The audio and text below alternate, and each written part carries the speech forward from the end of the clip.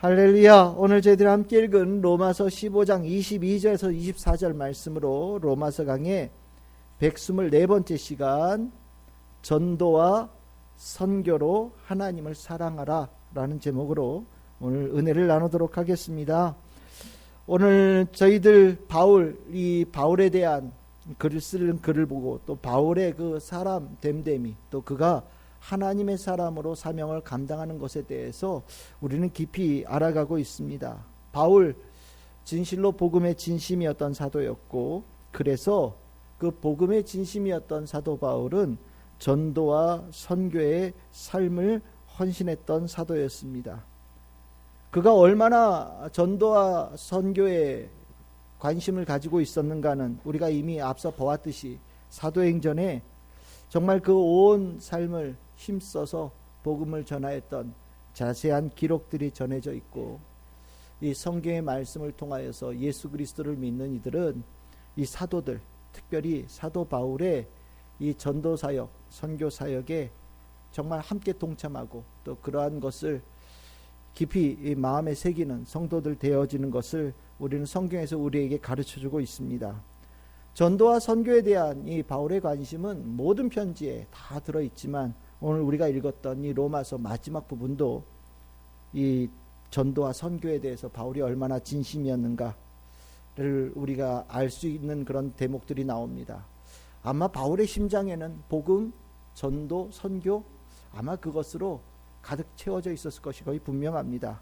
오늘 15장 22절과 23절에 보시면 바울이 여기에 이제 자신이 복음을 전하는 데 열망을 어느 정도 가지고 있는가를 보여주지요. 너희에게 22절에 나와 있는 것은 너희는 로마일 얘기하고요.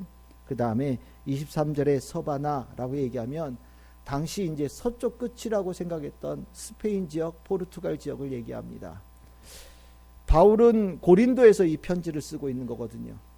고린도에서 편지를 쓰면서 고린도 지역을 속히 떠나서 로마 지역에 복음을 들고 가고 싶어하는 자신의 열망을 로마서에 적고 있습니다. 그리고 또 로마를 넘어서서 더 서쪽으로 땅끝까지, 아마 서바나 그 너머에 뭔가가 더 있었다라는 것을 알았다면 아마 바울은 뭐 두말할 것 없이 거기까지 갔었던 사도가 분명합니다. 그런데 오늘 보시면 여러 번 가려고 했지만 막혔다라고 얘기를 하죠. 당시 이제 막 유대인들이 로마 황제에게 박해를 당하기도 하고 또 유대인들이 로마에서 추방당하는 일도 있다 보니까 실은 로마에 갈 수가 없는 거예요. 그러면 이제 우리가 볼 때 막히고 어려워지면 아예 뭐 거기는 아닌가 보다 하는 생각도 할 텐데 바울은 그렇지 않았습니다. 바울은 복음의 전도와 선교에는 포기라는 단어를 모르고 있었던 사람이고요. 막히면 기다렸다가 또 도전하고 이 길이 아니면 다른 길을 통해서라도 또 시도하고 또 언젠가는 그 하나님의 뜻을 이뤄가는 길이 열릴 것이다라는 확신을 가지고 하여튼 어떤 방법, 어떤 시기, 어떤 길을 통하든 전도와 선교에 매진하겠다라는 것에 대해서만큼은 분명한 사도였습니다. 뭐 한마디로 정말 대단한 사도지요. 그러면 우리는 이렇게 사도 바울의 이 전도와 선교의 사역을 보면서 왜 그렇게 바울은 온 삶을 전도와 선교에 쏟았을까? 아니 저렇게까지 물불 안 가리고 굳이 저렇게 전도와 선교에 매진해야 될 이유가 뭐였을까? 라는 생각을 갖게 됩니다. 뭐 그가 주님으로부터 선교하라는, 전도하라는 직분을 받았기 때문일까? 그것 때문에 저 사도 바울은 그 일을 했을까? 또 그것이 정말 다른 사람에게는 주지 않은 하나님께서, 예수님께서 바울 너에게만 특별하게 준 사명이다. 그래서 그 마음으로 더 뜨겁게 일했을까? 혹시 그래서 그런가? 라는 생각을 가질 수도 있을지 모릅니다. 하지만 엄밀하게 얘기하면 바울은 이것이 자신에게 특별한 직무이기 때문에 물불 가리지 않고 온 힘을 다해서 전도와 선교에 힘썼던 사람은 아닙니다.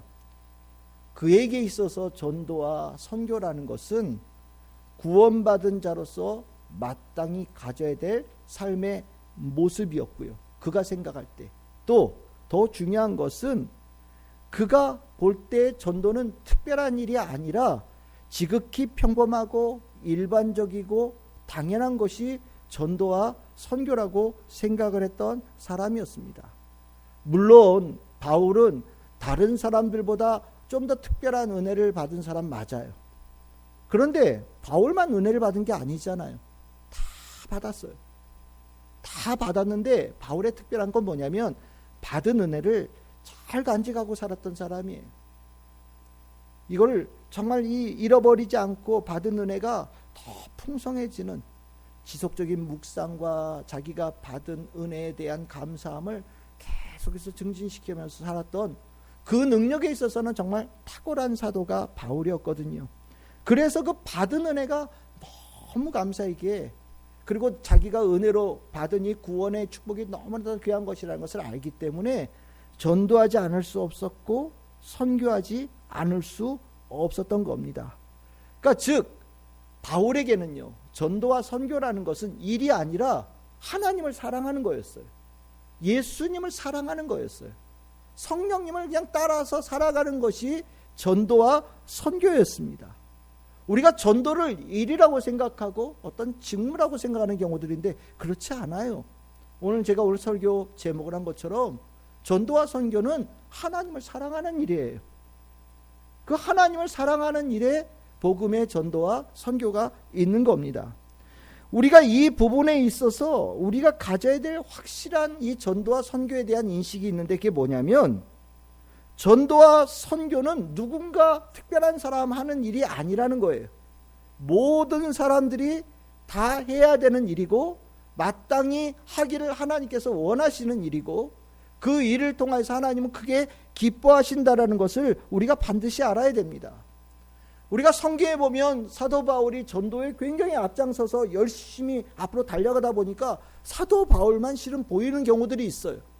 사도 바울과 움직였던 몇 명의 사람들에 대해서 집중적으로 눈여겨보는 경향이 있는데, 우리가 성경을 잘 읽어보면요, 바울의 선교는 개인의 선교와 전도가 아니었어요.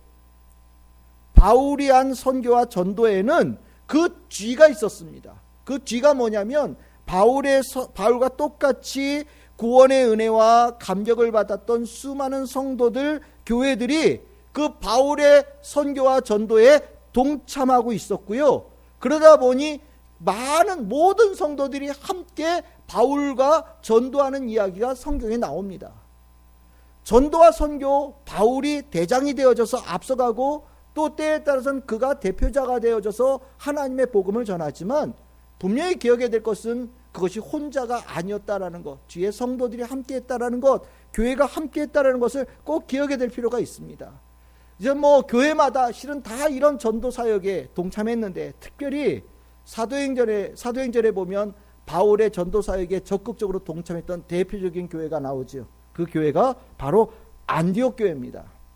안디옥 교회, 여러분들 사도행전 13장 1절 3절 보시면 안디옥 교회에 여러 성도들이 있었어요. 그 성도들이 하나님의 정말 신실한 성도들로 다 있었는데, 그 가운데 주님을 섬기면서 금식하면서 있을 때 성령께서 말씀하셨고, 따로 세워서 그들을 대표자로 세워서 선교를 보내라라고 명령하셨고, 여기 보시면 그 명령에 응답한 사람이 누구냐면 안디옥 교회의 성도들이에요.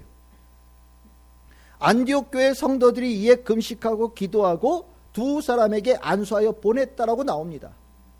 우리가 생각할 때 바나바와 바울이 자기가 내가 가겠다라고 가고 그 사람들이 주도적으로 선교를 했었을 것이라고 생각할지 모르는데, 오늘 성경에 분명히 보시면 이 선교 사역의 주도권을 누가 가지고 있었습니까? 하나님이 가지고 계시고 그 안디옥 교회 교인들이 파송한 거란 말이죠. 그러니까 이 안디옥 교회 성도들은요, 바울의 전도 사역에 늘 동참하고 있었던 거예요. 함께하고 있었던 겁니다. 모든 성도들이 우리는 하나님의 은혜 입었어, 하나님의 구원의 은혜를 입었어, 우리가 전도하고 선교하는 이 하나님을 사랑하는 일에 적극적으로 나서야 돼, 그 마음을 가지고 있으면서 그 일을 할 수 있는 대표자로 바나바와 바울을 세웠다라는 거예요. 그러면 안디옥 교회만 그랬냐? 아닙니다. 빌립보 교회도 그런 교회였어요. 빌립보서 1장 3절에서 5절에 보시면 바울은 빌립보 교회를 생각할 때마다 늘 감사한 마음을 가지고 있었다라고 얘기를 합니다. 왜? 복음을 전하는 일에 참여하고 있다. 빌립보 교회가 바울의 전도 사역에 동참하는 교회였어요. 그래서 바울은 빌립보 교회에 대해서 늘 생각할 때마다 감사함, 기쁨, 그리고 뿌듯함의 마음을 가지고 빌립보 교인들을 생각했습니다. 우리가 이 성경에 보시면 바울의 전도 사역에 집중되어서 보지만 실은 그렇지 않아요. 초대교회 전체 성도들이 동참했던 겁니다. 우리가 전도와 선교에 대해서 확실하게 생각해야 될 것이 바로 이거예요. 누가 따로 전도하는 게 아니라 모든 성도들이 함께하는 겁니다. 전도와 선교가 특별한 일이고 특이한 일이냐? 아니에요. 일반적이고 보편적이고 당연한 것이 전도와 선교입니다. 그래서 바울의 전도와 선교에 대해서 열망을 가지고 있었던 것은 바로 당시의 교인들이 가졌던 열망을 그대로 다 동시에 표현하고 있는 것이라고 생각하셔야 되고요. 그것이 우리도 함께 공감하고 있고 우리도 함께 느껴야 될 열정이고 열망이 되어야 된다는 것이 분명합니다. 그러면 우리가 우리 현실을 한번 잘 돌아봅시다. 우리가 얼마나 전도와 선교에 대해서 열망을 가지고 살아가고 있는가? 우리가 얼마만큼 그것에 대해서 심령이 불타고 있는가? 바울은 막 불타고 있는데 바울을 후원하는 성도들, 당시 초대교회 성도들의 마음도 심령도 불타고 있는데 그 성경의 말씀을 읽는 우리도 같이 불타고 있는가? 아니면 강 건너 불구경하듯이 그냥 먼 산 보듯이 보고 있는가? 우리 좀 돌아봐야 됩니다. 우리가 전도와 선교에 대해서 열망이 바울과 차이가 나면 실은 안 되는 거예요. 전도와 선교에 대해서 초대교회 성도들이 가졌던 열망과 차이가 나면 안 됩니다. 왜냐하면 그건 하나님의 말씀이잖아요. 하나님의 말씀이 전도와 선교에 불타는 자들이 옳음에 대해서 얘기하고 있고 바름에 대해서 얘기하고 있고 그것을 하나님께서 원하신다는 걸 말씀하고 있는데 그것을 읽고 있는 나는 전교와 선교에 대해서 불타는 마음이 되지 못한다면 실은 그건 문제가 있는 거지요. 우리가 왜 이런 마음을 갖게 될까요? 제가 이 부분에 대해서 고민하는 가운데 제 집에 있는 책들 중에 전도에 관한 책이 있거든요. 근데 그 책에 저자 중에 한 사람이 커티스 허트슨 목사님이라는 분인데 이분이 쓴 글이 하나 있어요. 제목이 뭐냐면 전도하지 않는 자의 핑계예요. 우리 핑계 좀 몇 가지 봤으면 좋겠어요. 막 여러 가지 얘기하셨는데 제가 이제 마음에 느낀 것 첫 번째 여기서 이제 보통 되는 핑계가 뭐냐?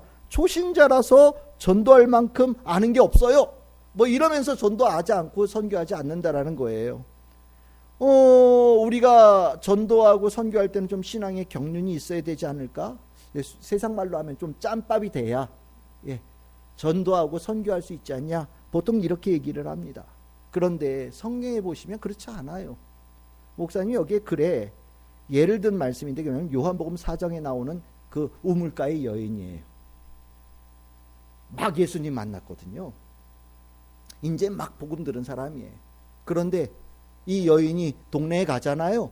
그렇죠? 동네에 가서 동네에 사는 사람들을 예수님 만나게 해서 다 구원의 은혜를 입게 하잖아요. 초신자 중에 초신자인데 이렇게 놀라운 역사를 이뤄낸다. 초신자가 전도하지 못한다? 아니다. 오히려 초신자가 더 전도와 선교에 적합한 사람이다라고 얘기를 합니다. 맞는 것 같아요. 저는 주변에 예수 안 믿는 사람이 많지 않아요. 거의 다 예수 믿는 사람이에요. 그런데 초신자는요. 어저께까지 안 믿던 사람이랑 늘 같이 지냈던 사람 아닙니까? 그 주변에는 구원받아야 될 사람이 가득한 사람이 그 사람이에요. 내가 은혜를 입었으면 바로 복음을 전해야 될 장이 가장 가까이 있고 풍성하게 있는 것이 초신자죠. 그러니까 초신자라고 전도하지 못한다라는 말은 핑계는 통할 수 없는 겁니다. 혹시 여러분들 가운데 그런 생각을 가지고 계신다면 여러분들 머릿속에서 싹 지워버리시고 전도의 선교에 힘을 내는 우리 성도들 되기를 바랍니다.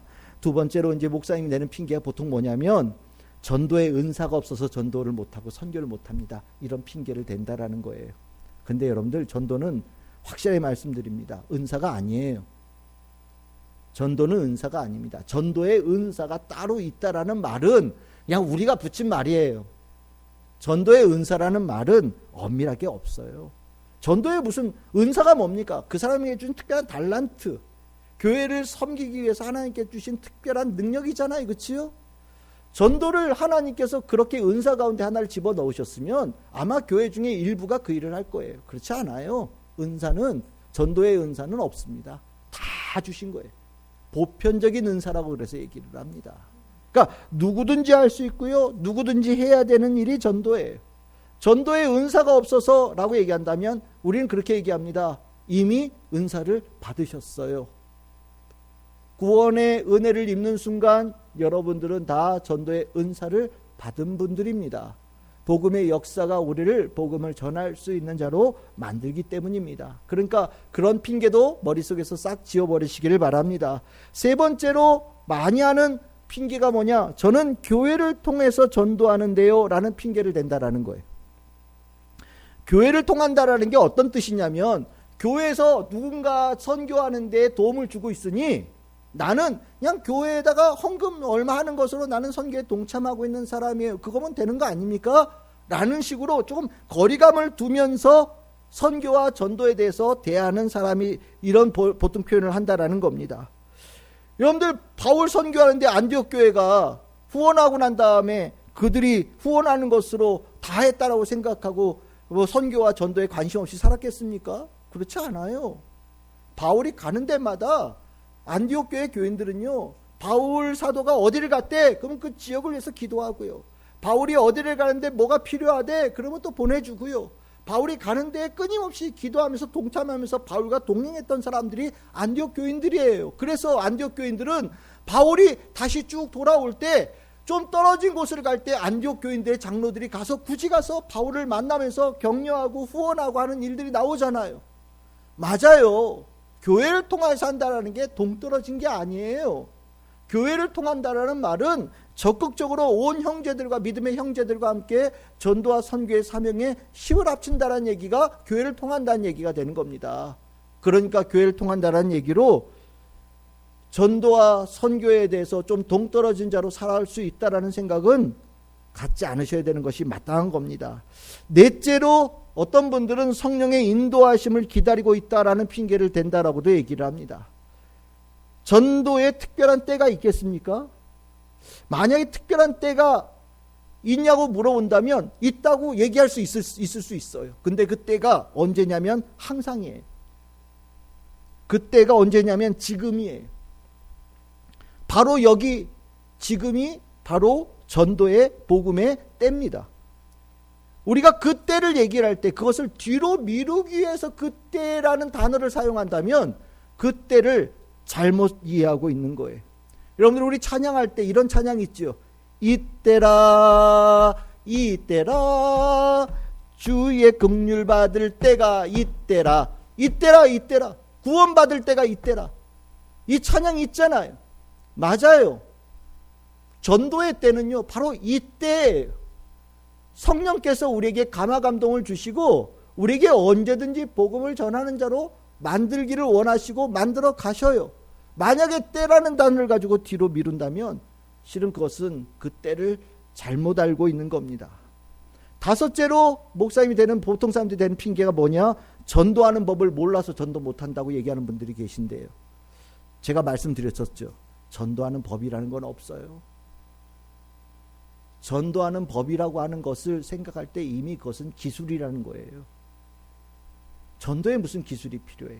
전도는 누가 합니까? 나를 통하여서 성령께서 하시는 거예요. 만약에 그것이 방법이라고 한다면 이건 되겠죠. 성령님 함께하여 주시옵소서. 성령님 나를 통하여 하늘의 능력을, 하나님의 능력을 나타내 주시옵소서. 기도하고 한다면 그것이 방법이 될지는 모르겠어요. 하지만 어떤 특별한 훈련, 특별한 거 없습니다. 여러분들, 성경에서 전도 이렇게 하면 된다라고 보여주신 최고의 답이 누굴까요? 바로 예수님이에요. 예수님이 이 땅에 오셔서 하나님의 나라를 전하고 다니셨잖아요. 그렇지요? 그게 전도예요. 그게 선교입니다. 그리고 예수님께서 가시는 그 길에 놀라운 표적과 이적이 나타나고 말씀을 통하여서 변화가 일어나는 일들이 일어나잖아요. 그렇지요? 그것을 우리는 성경을 통해서 이미 어떻게 하면 전도해야 할 수 있고 선교에 동참할 수 있는지를 우리는 이미 성경을 통해서, 예수님을 통해서 다 알고 있는 거예요. 그러니까 뭡니까? 예수님처럼 하면 돼요. 예수님처럼 내가 실천해 가면 되는 겁니다.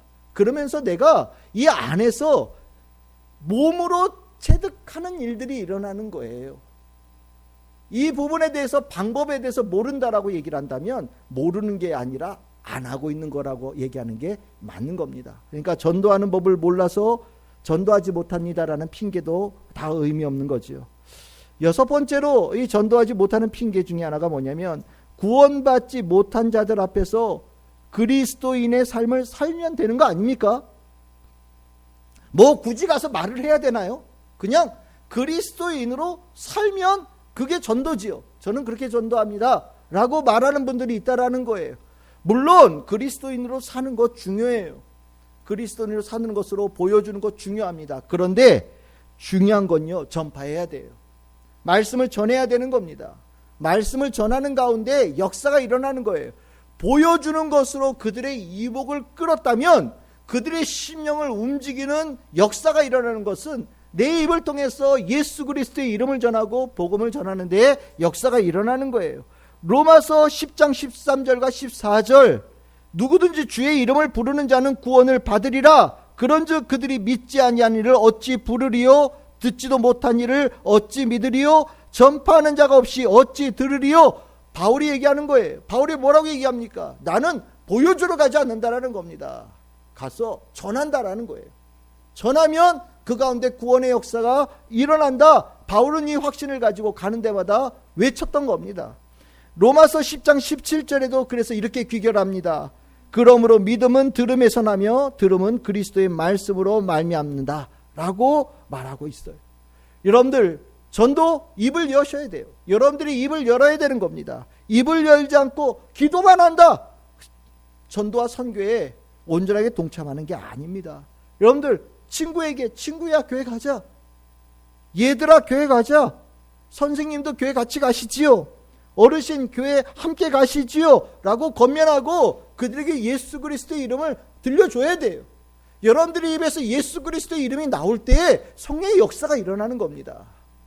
그러니까 우리가 전도하지 못하고 선교에 동참하지 못하는 핑계들 다 의미 없는 거지요. 누구든지 할 수 있는 거예요. 다른 말로 표현하면 전도와 선교에 핑계를 댈 게 없어요. 전도하지 않고 선교하지 않는데 핑계를 댈 것이 우리에게는 하나도 없습니다. 마땅히 해야 되는 거예요. 반드시 해야 되는 겁니다. 하나님께서 우리에게 원하시는 거예요. 예수님께서 여러분들을 왜 부르셨다고 생각하십니까? 예수님께서 여러분들을 왜 다른 사람보다 먼저 부르셔서 구원의 은혜를 주셨다고 생각하십니까? 바로 이 뜻이 있는 겁니다.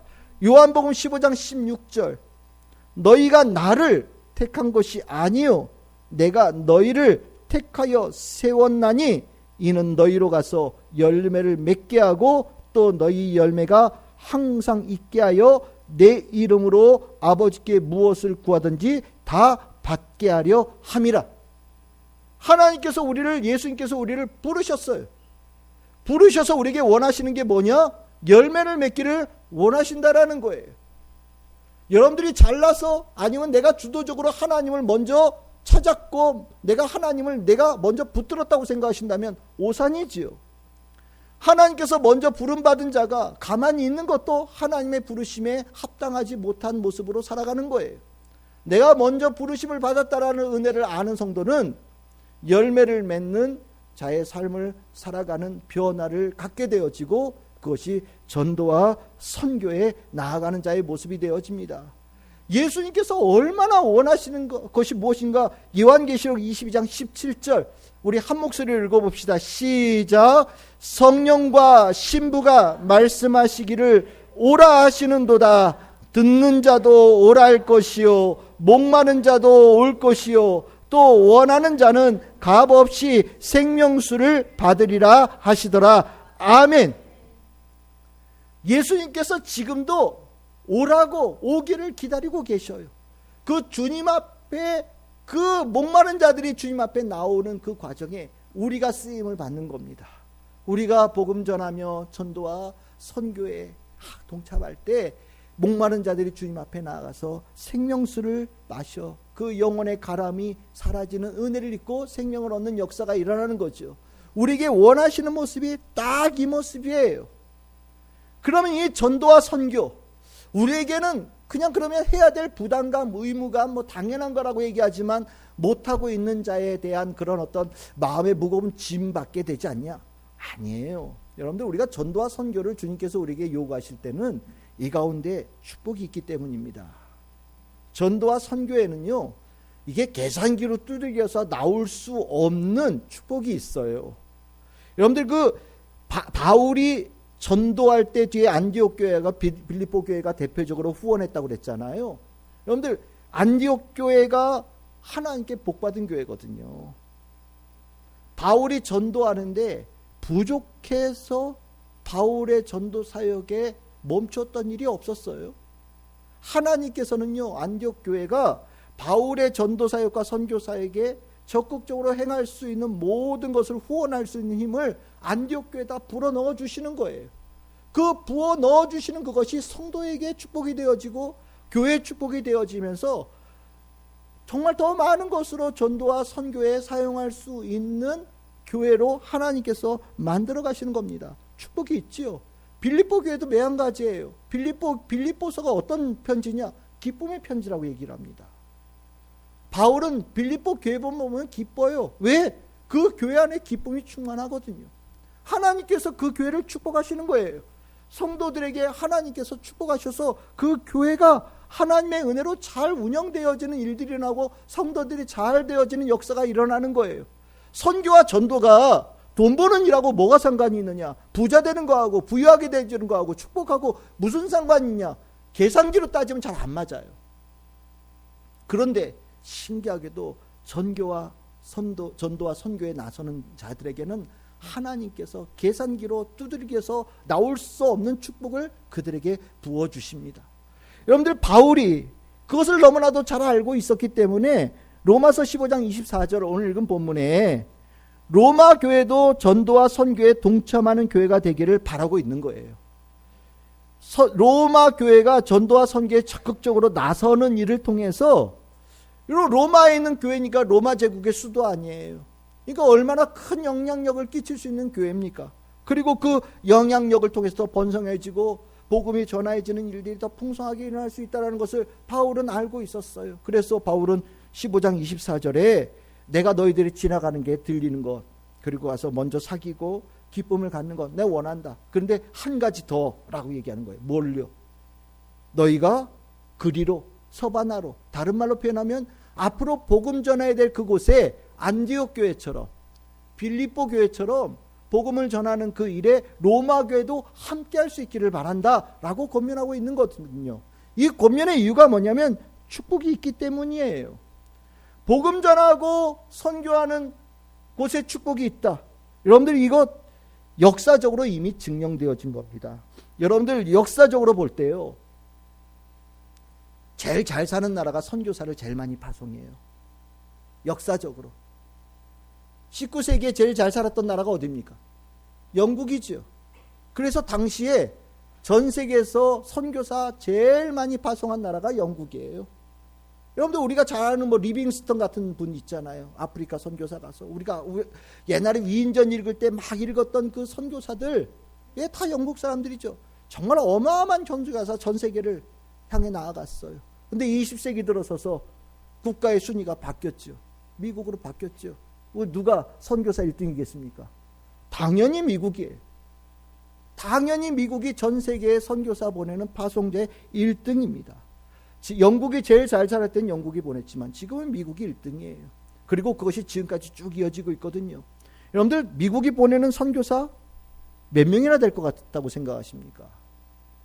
미국에서 보내는 선교사 뭐 통계마다 다양하니까요. 근데 보통 한 14만 명 정도 된다고 얘기를 합니다. 14만 명. 14만 명이라니까 잘 이해가 안 되시죠?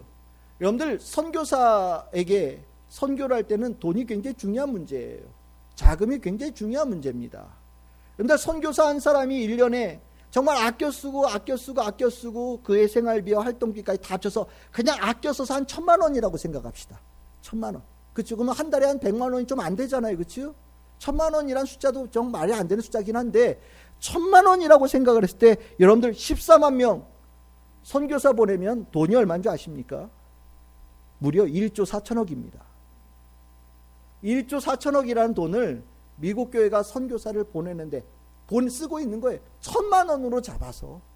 어마어마한 돈이죠. 미국이 그렇게 1조 4천억이라는 돈을 막 선교사에게 막 쓰면서 막 보내고, 아니 그것뿐만 아니겠죠. 내가 보기엔 몇 조 더 될 거예요. 그런데도 문제 없나? 여러분들 미국 교회 얼마나 하나님께 축복받았습니까? 하나님께서 선교하는 국가에게 축복해 주시는 거예요. 우리나라는 그럼 어느 정도 될까요?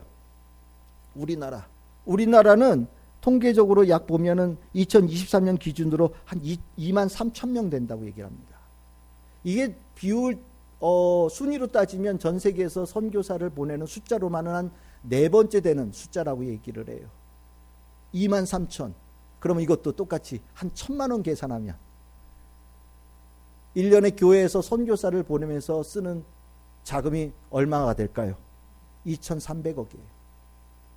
한국 교회가 2,300억뿐만 아니겠죠. 훨씬 더 많을 거예요. 근데 적어도 1,000만 원씩이라고 얘기를 한다면 2,300억 원의 돈을 선교사를 위해서 후원하고 있습니다. 그 어마어마한 돈을 한국 교회가 감당하고 있어요. 놀라운 일입니다. 놀라운 일이에요. 한국이 왜 잘 살게 되었냐? 뭐 여러 가지 이유를 얘기할 수 있을지 모르지만 한국이라는 이 나라가 선교에 진심인 나라예요. 전도에 진심인 나라입니다. 왜냐하면 우리가 은혜를 받았잖아요. 우리가 그 은혜를 받았잖아요. 그래서 그 은혜를 받은 우리가 은혜 받은 자로서 전도와 선교에 마땅히 해야 될 일에 정말 뒤로 미루지 않고 앞서서 나아가는 나라가 되는 겁니다.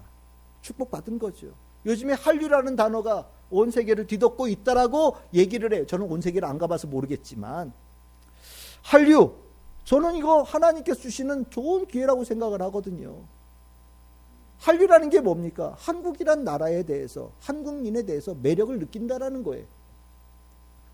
우리가 미국인 선교사들이 우리나라에서 선교할 때 왜 우리가 이 복음을 쉽게 받아들였을까요? 미국이란 나라에 대해서 매력으로 느꼈기 때문입니다. 그러다 보니 미국 선교사들이 하는 그 말을 귀담아 들으면서 복음을 훨씬 더 쉽게 흡수하고 그렇게 믿음이 성장하는 은혜를 입은 거죠. 지금 한국에 한류가 불면서 한국 선교사들을 통해서 그 영향력이 끼치고 있다고 생각을 해요. 한국 선교사들이 전 세계 174개국에 나가 있대요. 아주 문제 있는 나라 빼고는 다 나가 있다고 보시면 됩니다. 그들이 가서 한류의 영향 속에서 한국에 대한 매력과 호감도와 함께 복음을 전하는 거예요.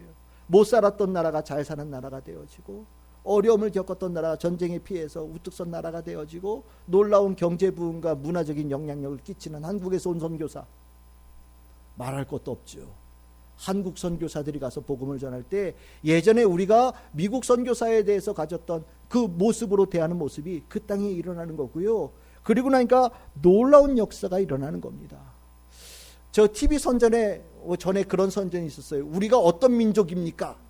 배달의 민족. 그래서 뭐 그 배달하는 거 막 나오고 그랬잖아요. 근데 엄밀하게 얘기하면 우리는 어떤 민족이냐면 교회의 민족이에요. 우리나라 사람들이 참 놀라운 일들을 하는데 해외에 나가면 애국자 된다고 얘기를 합니다. 오늘 우리 함께 하지만 애국자시죠. 한국에 있을 때 훨씬 더 애국자이실 겁니다. 태극기만 받으면 눈물 나오고 막 뿌듯하고 막 그렇다고 얘기를 하는데, 한국 사람들의 또 하나의 특징이 뭐냐면 가는 데마다 교회 세워요. 가는 데마다 교회 세워요. 저는 못 들어봤어요. 한국 사람들이 가는 데마다 절 세운다는 얘기는 못 들어봤어요. 근데 한국 사람들이 가면은 가는 데마다 교회 세웁니다.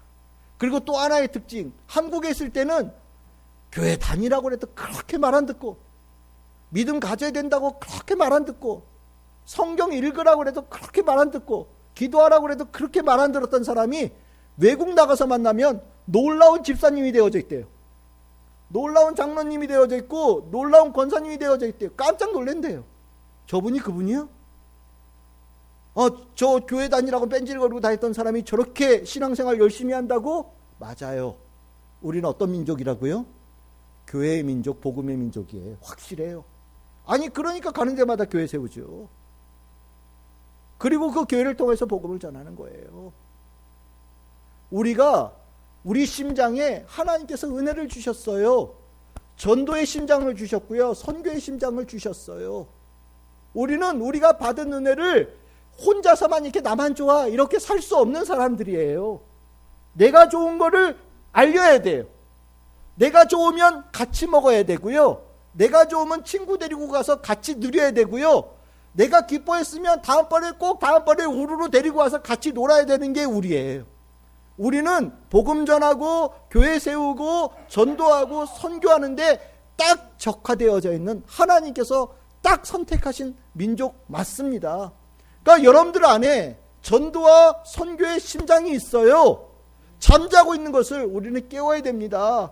그 깨울 때 하나님께서 축복해 주시는 거예요.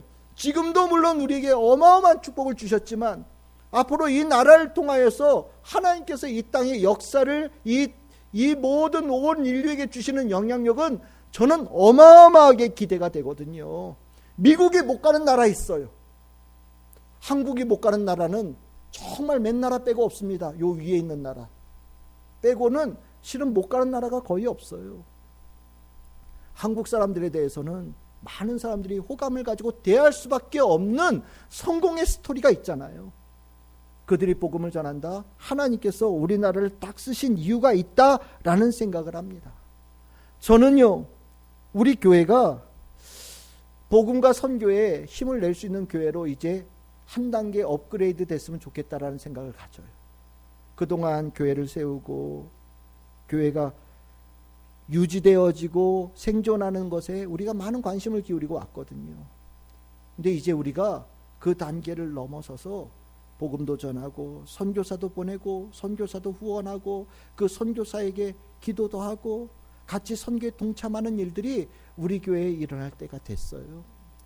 우리가 이 은혜가 로마서를 읽으면서 여러 받은 은혜가 있지만 여러분들의 로마서 읽으면서 전도와 선교에 대한 은혜가 심령에 있어야 돼요. 잠자는 심장이 깨어나야 되고요. 그 심장이 뜨거워져야 됩니다. 여러분들 예수님의 마지막 명령 기억하시지요? 예수님의 마지막 명령이 마태복음 끝에도 있지만 사도행전 시작할 때도 있거든요. 사도행전 1장 6절 11절 예수님께서 있을 때 다들 관심이 뭐냐면 예수님 재림할 때가 언제십니까? 하나님의 나라가 완전히 임할 때가 언제십니까? 라고 그때에 대해서 관심을 막 가지고 있었어요. 그랬더니 하시는 말씀이 뭡니까? 그거는 일단 중요한 게 아니고 그때가 언제냐? 그거는 너희들이 상관할 바가 아니고 너희들이 해야 될 일은 따로 있다. 그게 뭐냐면 때와 시기는 아버지께서 자기의 권한에 두셨으니 너희가 알 바가 아니고 8절 오직 성령이 너희에게 임하시면 너희가 권능을 받고 예루살렘과 온 유대와 사마리아와 땅끝까지 이르러 내 증인이 되리라 하시니라. 이게 너희들이 할 일이다. 예수님께서 분명히 말씀하셨어요. 그리고 올라가셨단 말이죠. 승천하셨어요.